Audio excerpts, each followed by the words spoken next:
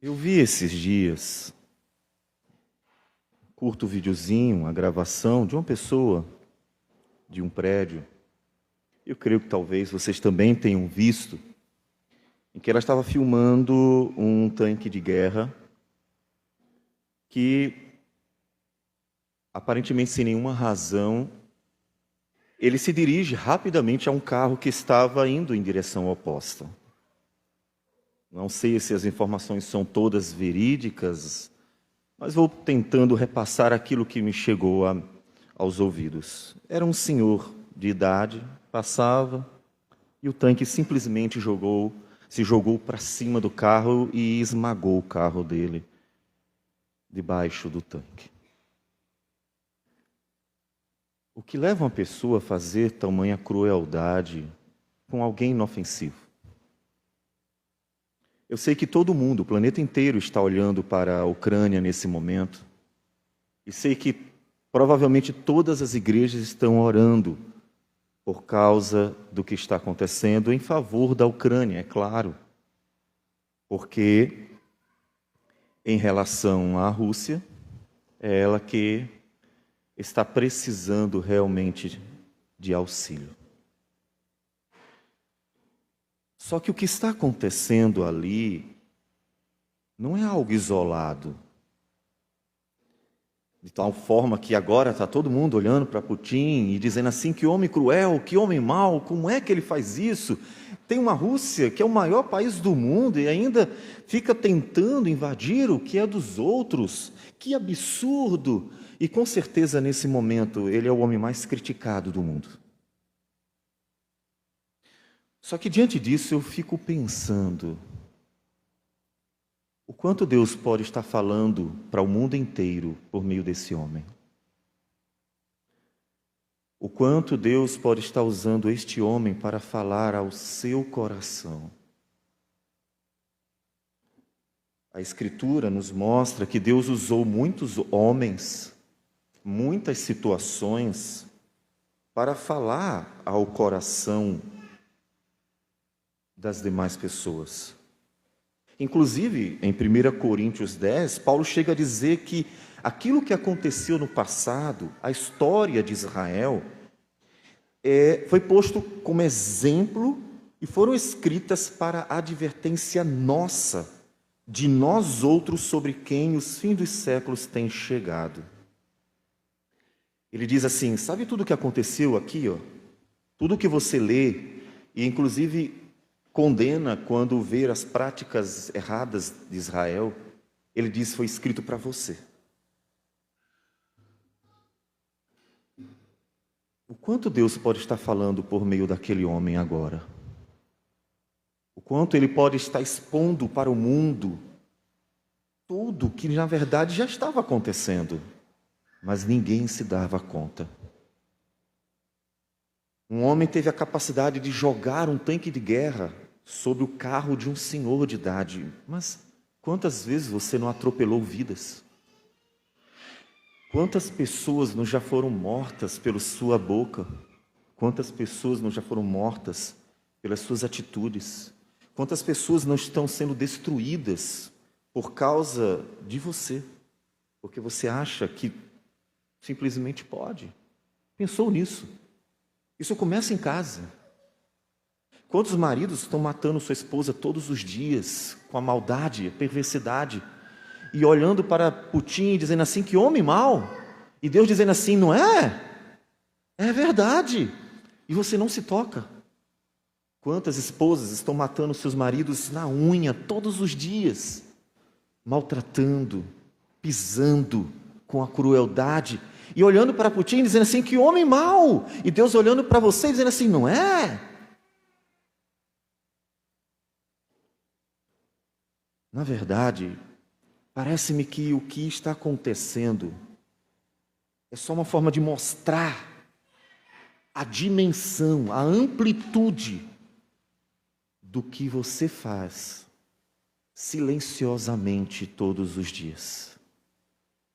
Da maldade das pessoas que se acostumaram tanto com a crueldade, com a maledicência, com o egoísmo, com o pisar no outro, com achar que tudo tem que ser dela, com usar tudo ao seu favor, esquecer que o outro é vida, é gente. Somos pisados todos os dias. Todos os dias.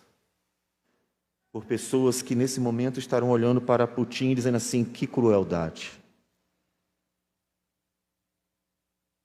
Parece-me que a única diferença entre a nossa sociedade comum e aquele homem é que ele tem o que você não tem.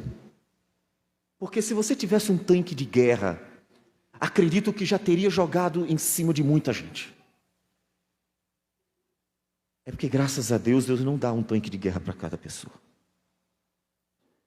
A diferença é que Ele tem poder para isso. Mas se muitas pessoas, talvez você, tivesse o mesmo poder que Ele tem, não só a Ucrânia já teria sido invadida, todos nós já teríamos sido mortos. Já pensou nisso? Todos os dias somos mortos por muitas pessoas assim. E diante dessa realidade momentânea, não poderíamos deixar passar a necessidade de falar ao seu coração sobre isso. E eu peço que nós leiamos alternadamente, já que o texto é um pouco mais comprido, leiamos alternadamente Tiago, capítulo 3 e 4. Só que até o versículo 12 do capítulo 4. Abram, por favor, a palavra do Senhor. Tiago, capítulo 3, mas nós vamos ler até o capítulo 4, versículo 12. Eu peço que nós leiamos alternadamente.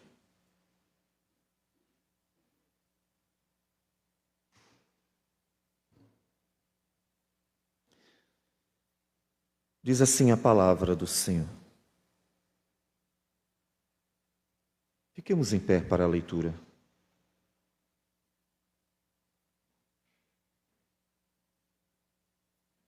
Meus irmãos, não vos torneis muitos de vós mestres, sabendo que havemos de receber maior juízo.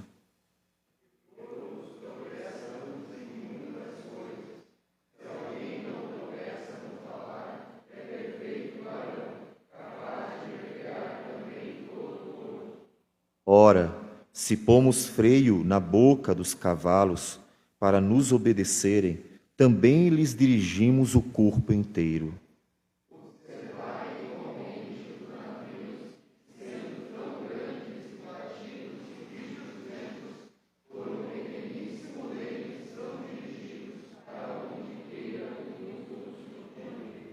Assim também a língua, pequeno órgão, se gaba de grandes coisas.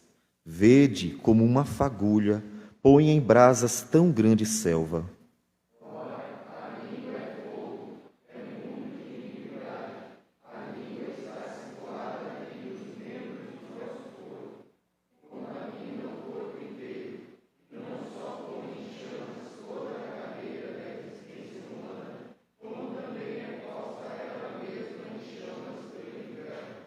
Pois toda espécie de feras, de aves, de répteis e de seres marinhos se doma e tem sido domada pelo gênero humano.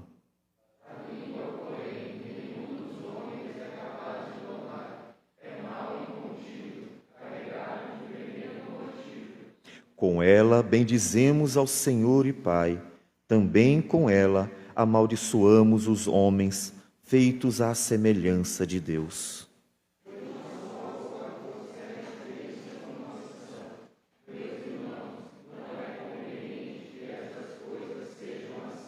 Acaso pode a fonte jorrar do mesmo lugar o que é doce e o que é amargoso?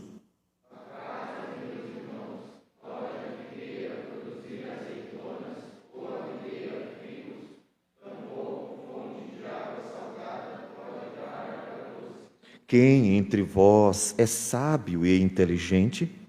Mostre em mansidão de sabedoria, mediante condigno proceder, as suas obras.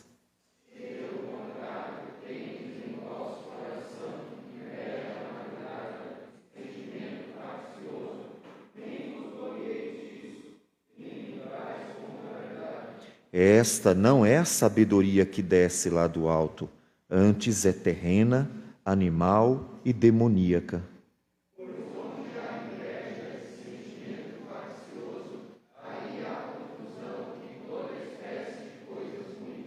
A sabedoria, porém, lá do alto, é primeiramente pura, depois pacífica, indulgente, tratável, plena de misericórdia e de bons frutos, imparcial, sem fingimento.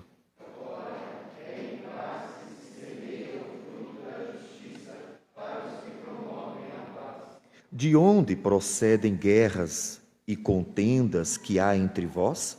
De onde, senão dos prazeres que militam na vossa carne?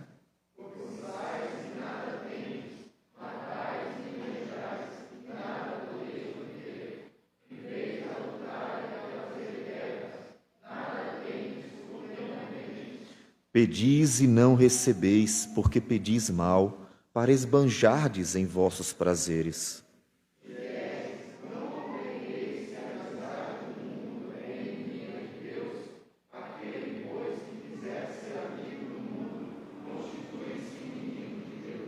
Ou supondes que em vão afirma a Escritura, é com ciúme que por nós anseia o Espírito que ele fez habitar em nós?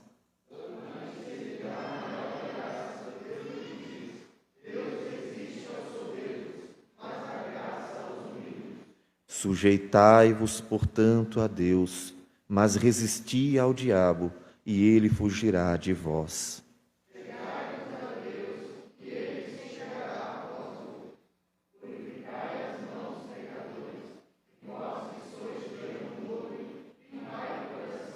Afligi-vos, lamentai e chorai.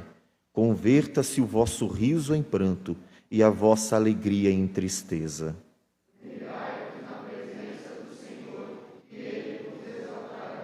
Irmãos, não faleis mal uns dos outros.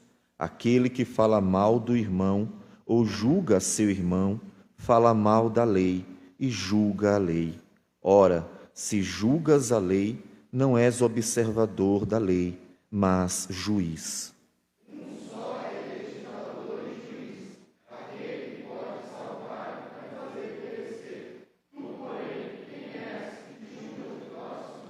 Senhor Deus amado, sejas glorificado em nossas vidas. Pedimos que o Senhor fale ao nosso coração, ó sim, Senhor. Porque ainda que a Tua palavra seja exposta com fidelidade, ela só entrará no coração se ele estiver quebrantado, se ele estiver preparado para ouvi-lo, a Tua palavra. Caso contrário, Senhor, ela não produzirá frutos nos corações. Portanto, nessa plena dependência do poder do Senhor que age eficazmente nos corações, pedimos que quebrante aqueles que ouvem a Tua voz, para que ao ouvi-la possam, Senhor Deus, se render a Ti. Que o Senhor fale conosco, é o que nós pedimos em nome de Jesus. Amém, Senhor. Podeis sentar, amados.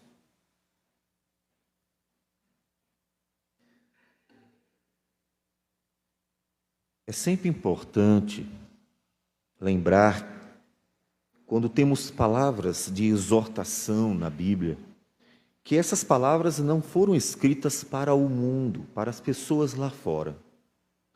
Essas palavras foram escritas para aqueles que se achegaram à igreja e, por meio de uma confissão de fé, elas fazem parte deste grupo que é o povo do Senhor.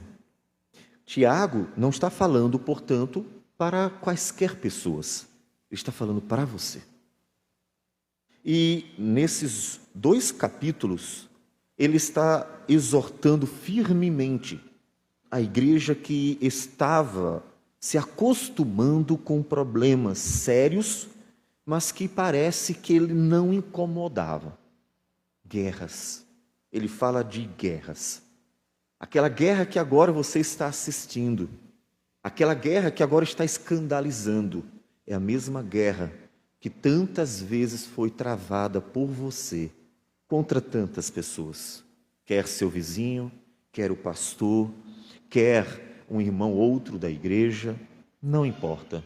Pode ser seu esposo, sua esposa, pais ou filhos. Guerras. E uma coisa já fica bem clara. Alguém tem dúvida aqui, por favor? Alguém tem dúvida de que Deus não se agrada dessas guerras? Alguém tem dúvida de que Deus está dizendo, basta? Não foi isso que eu ensinei. Quando nós lemos Isaías, porque nós estamos fazendo a leitura sequenciada, culto a culto, nós estamos ouvindo um profeta dizendo ao povo de Deus, vocês desfrutarão da paz. A vinda do Messias, dentre as muitas bênçãos, prometia para Israel uma paz inigualável. Paz esta que Paulo expressa muito bem em Filipenses 4:7, quando ele diz assim, a paz de Deus, que excede, vai além, muito além de todo entendimento, guardará a vossa mente e o vosso coração em Cristo Jesus. Paz. Mas como? Como Cristo traria paz para o coração, para a vida, por meio de um agir transformando? A maior obra de Cristo não foi construir prédios bonitos pelo mundo inteiro. A maior obra de Cristo não foi encher lugares com pessoas. A grande obra de Cristo, por meio da cruz do Calvário, foi transformar vidas. É por isso que quando a Escritura nos fala do Evangelho, não fala apenas de um conhecimento que nós podemos adquirir pela leitura. A erudição e a conversão são coisas completamente distintas. Há eruditos que não conseguem perceber as aplicações mais básicas da lei do Senhor. Mas há aqueles que, conhecendo a palavra do Senhor, conseguem aplicar com profundidade ao dia a dia de sua vida. O Evangelho, ele não muda sua roupa apenas. O Evangelho muda seu coração pelo Espírito. Quando Paulo diz em Gálatas 5:22 que o fruto do Espírito é amor. Depois, ele diz que o fruto do Espírito também é paz. O fruto do Espírito transforma vidas. Amor, alegria, paz, longanimidade, benignidade, fidelidade, mansidão, domínio próprio. Ele muda a vida, colocando amor que não havia e paz em corações turbulentos e cheios de guerra. Então Tiago olha para a igreja e diz assim, irmãos, espera aí, alguma coisa está errada. Vocês são cristãos, mas vocês vivem como se não fossem cristãos. E então ele começa a corrigir. Alguém aqui já fez guerra contra outra pessoa? Alguém aqui já percebeu que está fazendo guerras? Vamos ver o que ele nos diz mais detalhadamente. Meus irmãos, não vos torneis muito de vós mestres, sabendo que havemos de receber maior juízo. Esse primeiro versículo tem a ver inclusive com o finalzinho. Finalzinho, aqui é o capítulo 4, o versículo de número 6 diz assim, antes ele dá maior graça pelo que diz, Deus resiste aos soberbos, mas dá graça aos humildes. Sujeitai-vos, portanto, a Deus, mas resisti ao diabo e ele fugirá de vós. E no finalzinho ele diz assim, versículo 10, humilhai-vos na presença do Senhor e ele vos exaltará. Há um capítulo que acredito que todos conheçam, muito especial, do livro do profeta Daniel, é o capítulo 4, que conta sobre a loucura de Nabucodonosor. Imagine o maior homem, vamos considerar que ele é como o Putin. Um homem poderoso, um homem que tinha exércitos em suas mãos, um homem que tinha muito poder e poderia usar a favor de quem quisesse, contra quem quisesse. Deus conhecia a soberba, a arrogância, a presunção, o orgulho, a maldade daquele homem, conhecia. E tanto conhecia que Deus, para castigar o seu povo, que havia proliferado os pecados, para purificar e tirar todos os maus de Judá, o povo escolhido para dar à luz do Filho de Deus, Deus pegou exatamente aquele homem, o homem mais terrível, porque era um homem não só arrogante, mas com poder na mão. Dera ao homem o poder, e você conhece o tamanho do orgulho daquele homem. E aquele homem cada vez mais aumentava em seu orgulho. E Deus usou para castigar o seu povo, mas tudo tem um limite. E Deus mostrou que tudo era para a glória dele. E colocou Nabucodonosor, vocês leiam depois o capítulo 4, Daniel, colocou o rei numa condição tão medíocre, tão miserável, que ele diz que estava comendo mato igual aos animais. Algo aconteceu de extraordinário, que este homem foi banido.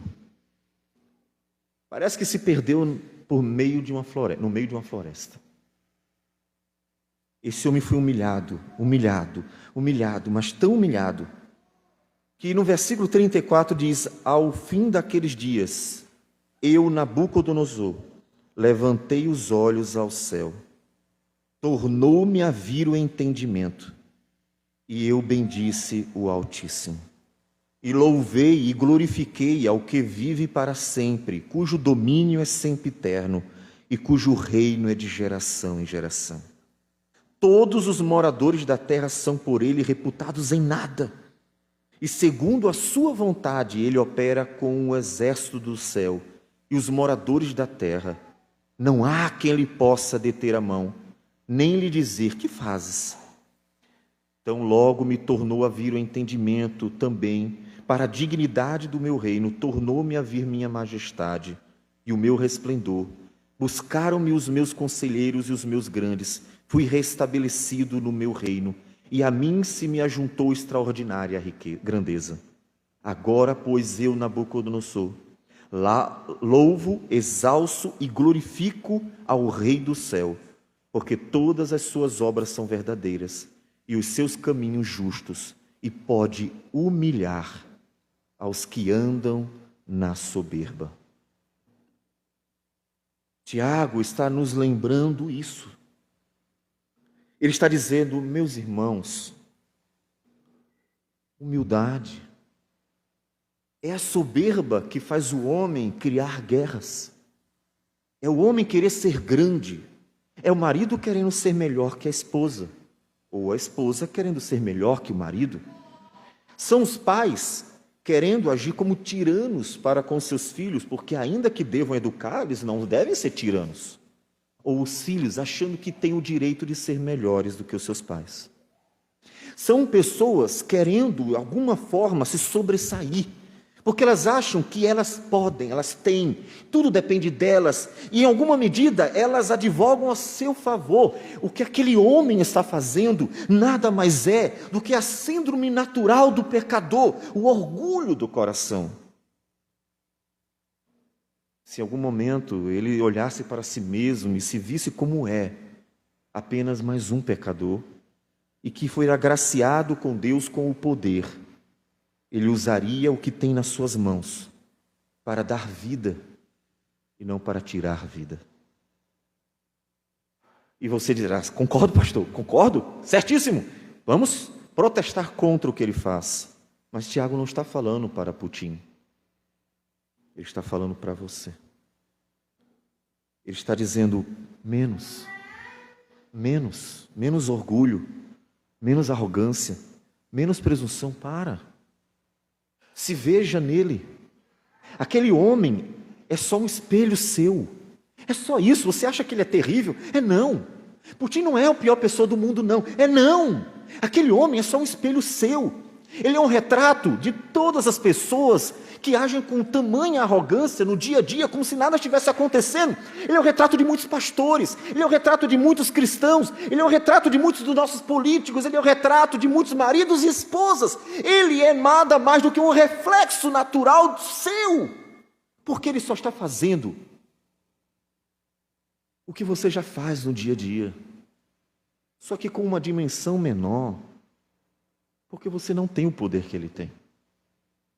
Se tivesse, faria a mesma coisa. Tiago está dizendo para os cristãos, menos. Capítulo 4 ainda, versículo agora 1. Ele faz uma pergunta. De onde procedem guerras e contendas que há entre vós? De onde, senão dos prazeres que militam na vossa carne?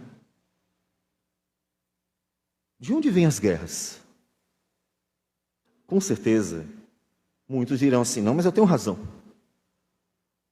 É interessante que, nesses 2 capítulos, Tiago não dá razão para ninguém.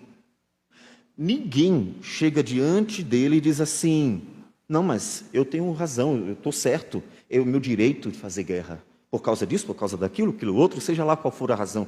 Ninguém. Ele não diz que existem exceções, que alguns têm razão e podem fazer desse jeito. Ele não diz isso, muito pelo contrário. Ele protesta todas as atitudes carnais que geram tais guerras. Em outras palavras, nesse momento, ninguém abrirá a boca e dirá, mas eu tenho razão. Porque o propósito dele é calar todo mundo. É mostrar que, na verdade, é tudo fruto do orgulho. Versículo 13 do capítulo 3. Quem entre vós é sábio e inteligente? Observe que isso, obviamente, mexe com o orgulho de cada um. Tem algum inteligente aqui? Quem é que dirá, não, eu sou burro? Tem algum tolo por aqui? Quem é que dirá, sou eu? Não. Quem é sábio e inteligente? Claro, somos sábios e inteligentes. Não somos como os animais. Os animais não são sábios e inteligentes. Isso parece nos lembrar Salmo 32, quando Davi levanta uma questão séria. Não sejais como o cavalo ou como a mula, sem entendimento, os quais com freios e cabrestos são dominados, de outra sorte não te obedecem. Versículo 9, Salmo 32, 9. Ele diz, olha, a mula e o cavalo só tem um jeito de dominar, tem que colocar o cabresto. Você tem que dominar por meio de recursos. Mas Tiago diz assim, não, eu estou falando com gente sábia e inteligente. Pessoas que lendo muito ou lendo pouco, são capazes de realmente compreender tudo aquilo que está sendo dito. Então, se você já aprendeu tanto e é sábio e inteligente, Tiago continua, versículo 13, dizendo, mostre que você é sábio e inteligente em mansidão de sabedoria. A mansidão é uma expressão de inteligência. Obviamente o contrário, não. Mediante condigno proceder às suas obras. Mostre que você sabe e é inteligente por meio de suas atitudes. Que não seja necessário colocar um cabresto em você para dominar, porque não tem outro jeito. Puxa, eu já ensinei tantas vezes, já falei tantas vezes, e não tem jeito, não aprende.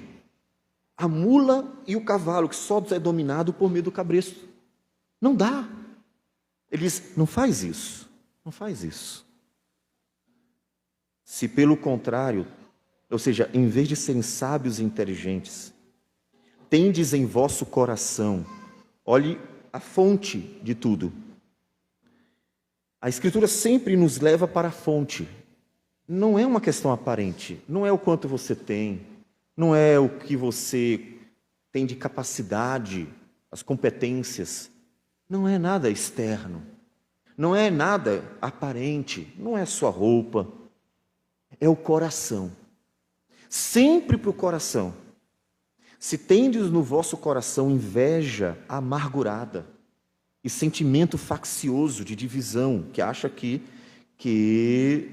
tem razão mais do que outros e por isso briga, por exemplo.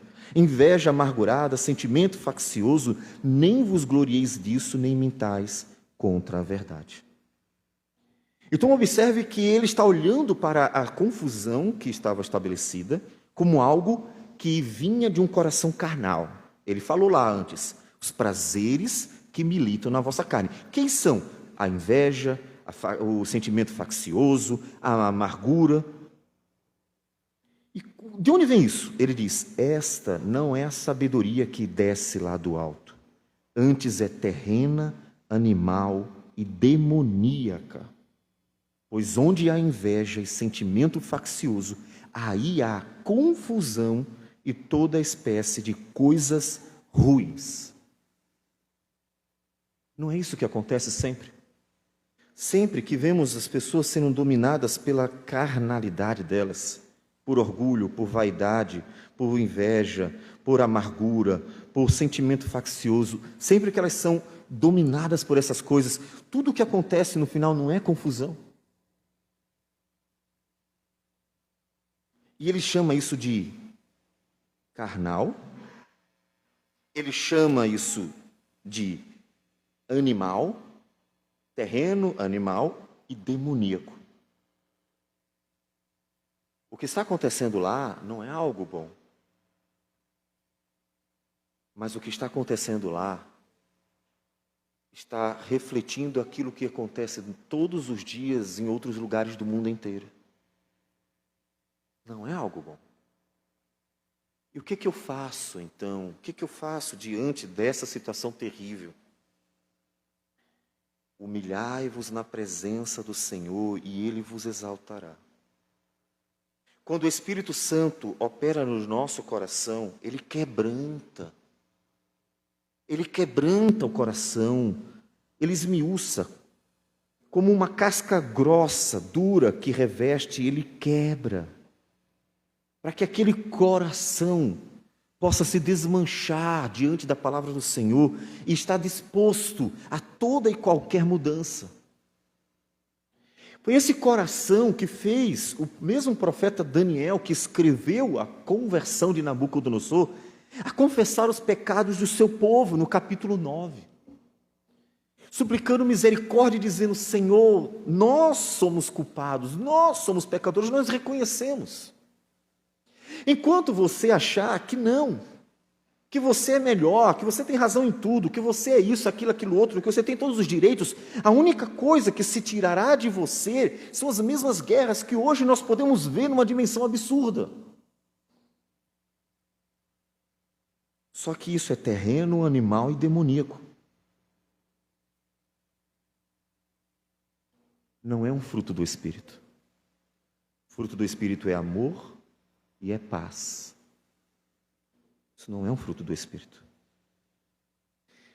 E você pode perguntar, mas como é que a gente faz essas guerras? O que estava acontecendo? Aí o capítulo 3 toca no ponto de como essas confusões estavam acontecendo. Ele diz assim, a partir do versículo 2, porque todos tropeçamos em muitas coisas. Se alguém não tropeça no falar, é perfeito varão, capaz de refrear também todo o corpo. Ora, se pomos freio na boca dos cavalos, para nos obedecerem, também lhes dirigimos o corpo inteiro. Observai igualmente os navios, que sendo tão grandes e batidos por rios ventos, por um pequeniníssimo leme, são dirigidos para onde queira o impulso do timoneiro. Versículo 6, então ele diz, ora, a língua é fogo, é mundo de iniquidade. A língua está situada entre os membros do nosso corpo e contamina o corpo inteiro. E não só põe em chamas toda a carreira da existência humana, como também é posta ela mesma em chamas pelo inferno. Havia um problema. Um problema que perceba que não é da nossa geração apenas. Velho problema que precisa ser combatido do mesmo jeito. As guerras estavam sendo travadas não por armas. Eu sei. Eu sei que você não tem uma arma em casa, não está matando literalmente ninguém, não está jogando bomba literalmente em ninguém, que você não jogou o tanque de guerra literalmente em ninguém. Só que isso que você está vendo e que é horroroso, é exatamente o que você faz com outro instrumento. Com um comportamento e um instrumento que você tem em sua boca, que vai matando e vai destruindo vidas do mesmo jeito. Em outras palavras, o jeito que você olha para Putin e diz assim, que homem terrível, Deus olha para você e diz assim, que mulher terrível, que homem terrível, que jovem terrível, e assim vai. Tiago diz que a nossa língua foi dada por Deus com um propósito. E os salmos nos mostram isso. Os últimos salmos são salmos que louvam o Senhor. São salmos dirigidos, louvor a Deus. E eles dizem, bendito seja o Senhor, rocha minha. Exaltar-te-ei, ó Deus meu e Rei, bendirei o teu nome para todos sempre. Aleluia, louva, ó minha alma, ao Senhor. Louvarei ao Senhor durante a minha vida. Cantarei louvores ao meu Deus enquanto eu viver. Louvai ao Senhor, porque é bom e amável cantar louvores ao nosso Deus. Fica-lhe bem o cântico de louvor. Louvai ao Senhor do alto céu, louvai-o nas alturas. Louvai-o todos os seus anjos, louvai-o todas as suas legiões celestes. Louvai o sol e lua, louvai-o e assim. Ele louva ao Senhor. Nós fizemos isso aqui. Louvamos a Deus. Davi, no Salmo 103, diz, bendizei, ó minha alma, ao Senhor, e tudo que é em mim bendiga o seu santo nome. Bendize, ó minha alma, ao Senhor, e não te esqueças de nenhum só de seus benefícios. Tiago, então, nos lembra tudo isso, dizendo, com ela, a língua, bendizemos ao Senhor e Pai. Fizemos isso. Nós proclamamos a glória de Deus. Paulo disse que a vontade de Deus é que vivamos em gratidão, sempre agradecendo a Deus por tudo, em vez de fazer o que Israel fazia. Israel vivia murmurando, vivia reclamando da vida. Israel murmurou tudo, reclamou pelo que tinha e o que não tinha. O tempo inteiro estava murmurando. Paulo, todavia, diz, em tudo dai graças, porque esta é a vontade de Deus em Cristo Jesus para convosco. Deus criou a nossa língua para louvar o seu nome. Deus criou a nossa língua para bendizer o seu nome. Já pensou? Qual é o propósito da nossa língua? É verdade, ela também nos possibilita algo tremendo, sentir o gosto. Mostra como Deus é bom. Quando você sente o gosto, você está usufruindo de um benefício dado por Deus. O sentir o gosto, o prazer que o gosto dá. Só sabe o valor disso quem perdeu isso. Nesse período do Covid, muitas pessoas perderam o paladar. E naquele momento elas devem ter percebido, eu tinha algo tão bom e não sabia. Porque é tão bom sentir o gosto das coisas, sentir o prazer que elas proporcionam por meio deste gosto. É essa língua que Deus deu a capacidade de sentir prazer pelas coisas criadas por Deus, porque foi Deus que criou tudo o que você prova. Foi Deus. Esta língua que se saboreia é a língua que deve louvar a Deus por isso. E o mais fantástico é que comer é a coisa mais básica do ser humano. Comer é a coisa mais básica. Olha, você pode sentir uma série de sensações com N experiências da vida, mas comer é a mais fundamental e é uma das que mais causa prazer ao homem, ao ser humano. E é essa mesma língua que sente tudo isso, foi criada para louvar o Deus que lhe proporciona tudo isso. Se você não sabia para que existia a língua, não é apenas para sentir o sabor. É para você louvar o Senhor. E é por isso que, então, Tiago pontua um grande problema. Que com essa língua, amaldiçoamos os homens, feitos à semelhança de Deus. De uma só boca procede bênção e maldição. Meus irmãos, não é conveniente que estas coisas sejam assim. Portanto, observe que não fomos feitos para a maldição, fomos feitos para a bênção. No novo céu e nova terra não vai ter ninguém maldizente. Os maledicentes não estarão no novo céu e nova terra. Sério, isso é um conforto imenso. Os maledicentes não vão estar lá. Não vai ter ninguém falando mal dos outros no novo céu e nova terra. Porque a língua foi feita para ser bênção e não maldição. Versículo 11 do capítulo 4, ele diz ainda: irmãos, não faleis mal uns dos outros. Aquele que fala mal do irmão ou julga seu irmão, fala mal da lei e julga a lei. Ora, se julgas a lei, não és observador da lei, mas juiz. Um só é legislador e juiz, aquele que pode salvar e fazer perecer. Tu, porém, quem és que julgas o próximo? Fomos feitos para obedecer a Deus e não para nos tornarmos juízes dos outros. Entende a ideia?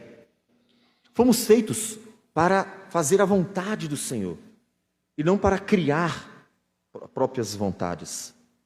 Portanto, o que todo mundo tem que fazer é procurar ir caminhando com o Senhor. E você vai fazendo a mesma coisa, vai tentando caminhar com o Senhor. Senhor, o Senhor é legislador, o Senhor nos deu leis, vamos fazendo. E quando acontecer de alguém falhar, aí você diz assim: fulano, Deus disse que não era assim. Quando ele está dizendo que não devemos julgar o próximo, ele não está se referindo à exortação, senão o próprio Tiago estaria fazendo o quê? Tiago está exortando a igreja e dizendo para ela que eles estão pecando porque eles estão fazendo guerras, falando mal uns dos outros. Se isso não pode ser feito, então ele não deveria estar fazendo. Portanto, a questão de julgar o próximo não é ensinar, exortar e corrigir. É achar que as coisas, as pessoas são julgadas por que você acha. É falar mal do outro de acordo com o seu parecer. É começar a achar que você é maior que as outras pessoas. Se você viu alguma coisa ruim, vai lá. Fala com aquela pessoa. Fulano, não está bom assim. Por quê? Porque Deus diz que é assim, isso não é bênção. É esse o proceder. E é isso que, inclusive, Tiago está fazendo. Caso contrário, a única coisa que você conseguirá é guerra. A mesma guerra terrível que você está vendo lá. O que eu faço, pastor, diante da vergonha disso aqui? Humilhai-vos na presença do Senhor e Ele vos exaltará. A sabedoria, porém, lá no alto, é primeiramente pura, depois pacífica, guerra, paz, pacífica, indulgente, ou seja, que perdoa, tratável, plena de misericórdia e de bons frutos, imparcial, sem fingimento. Ora, é em paz que se semeia o fruto da justiça para os que promovem a paz. O que nós devemos fazer então? Devemos tratar-nos diante do Senhor. Se você percebeu que há coisas ruins, erradas, problemas, tudo bem, acontece realmente. Mas o que você tem que fazer? Você tem que ir àquela pessoa e dizer assim: meu irmão, minha irmã, observei que você está fazendo isso, o que você está falando assim, assim, assim. Olha, não está bom isso.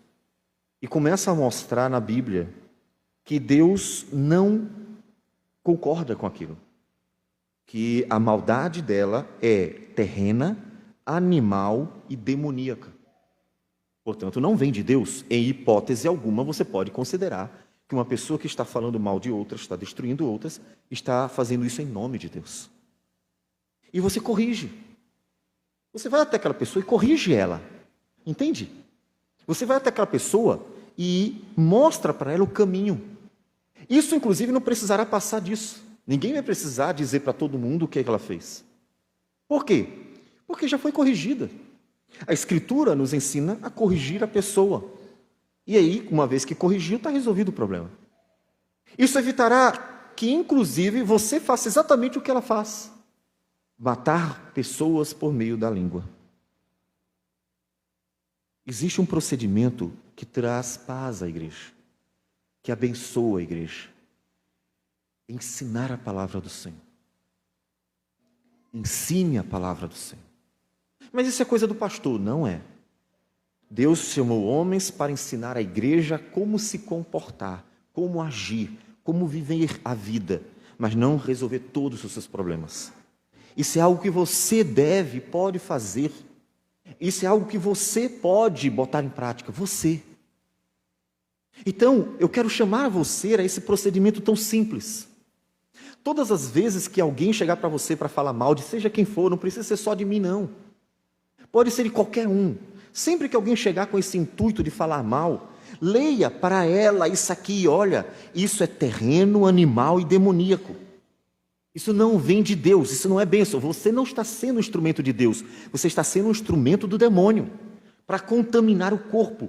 Ele diz aqui que uma fagulha toca fogo em toda uma selva.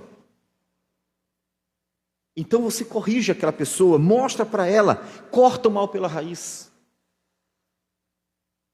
Ou faz algo que esses dias uma pessoa me disse que um pastor fazia. Quando pegava alguém falando, já chamava aquela pessoa e dizia assim: fulano, está falando de tu, vem cá, fala na frente dela. Acho que ainda é melhor ainda, né? Choca. Faz isso. E nós vamos cortar o mal pela raiz. Porque o que acontece quando não se faz isso é que o povo de Deus vai se tornando igual à Ucrânia. Muitas vezes eu me senti igual a ela. Você acha terrível aqui dali? Quantas vezes nos já jogaram tanques de guerra em cima da gente? Quantas vezes nos já jogaram bombas em cima da gente? Sem a gente poder nem se defender. Você já se sentiu assim? Eu já me senti assim muitas vezes. E da parte de muita gente que você nem imagina. É a mesma crueldade. É a mesma. Quando jogam um tanque de guerra em cima da gente com outras formas, é a mesma coisa. E a gente não pode nem se defender. Como eu vou me defender? Nem sabia disso. Jogaram a bomba, eu só fui ela explodir, mais nada. Precisamos tirar esse mal do meio do povo do Senhor. O mal do orgulho, o mal da maledicência, o mal de achar-se juiz dos outros. Se você tem algo para ensinar, disse Pedro, que tem alguma coisa para falar, fale de acordo com os oráculos de Deus, a Escritura. E aí você vai corrigir, vai ensinar, vai acabar com aquele mal. Então pare de fazer guerras, pare. Acaba com essas guerras. Para de falar do irmão, para de ser igual a ele. Nossa, hoje ainda vamos orar pela Ucrânia. Mas, sinceramente, uma das coisas que eu mais espero é que o que está acontecendo fale ao seu coração. Para que isso não se torne um exemplo em vão. Vendo toda a maldade que está acontecendo e você não aplicar a sua própria vida, percebendo que você faz a mesma coisa, ainda que em dimensões menores, com o outro. Então eu quero que você olhe para o que Putin está fazendo, para que você veja como Deus está vendo você. Você está olhando para ele como um homem horroroso, Deus olha para você do mesmo jeito. Todas as vezes que você mata gente, todas as vezes que você joga bomba na cabeça das pessoas, toda vez que você atropela essas pessoas, é a mesma coisa. Mas você não percebe. Assim como ele também não está percebendo o tamanho do que ele faz. Então, se você quer realmente ser um instrumento de Deus, humilhai-vos na presença do Senhor. Deixa Deus conduzir a tua vida. Use a tua língua para glorificar a Deus. Para de matar vidas. Para. Não pense que Deus se agrada disso. E aí você verá que a paz de Deus, que excede todo entendimento, estará aguardando você e outras pessoas também. Por quê? Porque todos estarão sendo conduzidos pelo Senhor. Quando nós temos um bom governante, todo o povo se alegra. Mas quando temos um mau governante, todo o povo sofre. É um provérbio. Agora aplique isso à sua vida. Quando Deus conduz a sua vida, você é abençoado. Mas quando o seu coração pecador conduz a sua vida, há tristeza, guerras e dor. Não é bom que seja assim. Então, peça a Deus, Deus, conduz a minha vida, para que eu seja bênção e não maldição.